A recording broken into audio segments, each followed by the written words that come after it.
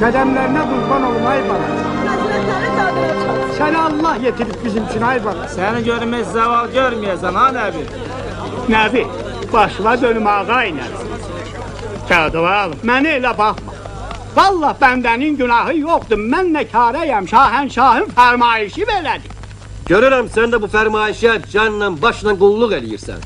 Biz əmr quluyuq qurban. Nə istəyirsiniz bu cəmaatdan? Onsuz da bunların çörəyi daşdan çıxır.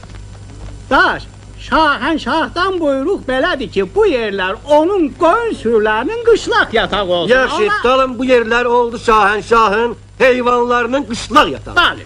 Bəs bu cəmaat harada yaşasın, hə? Onlar üçün bir yer ayırmışsınız? Bəli. Nə? Xeyr, ayırmamışıq. Daş, Arazın otayının dərdi sənin üçün azlıq eləyir. Hələ bu tərəfə də...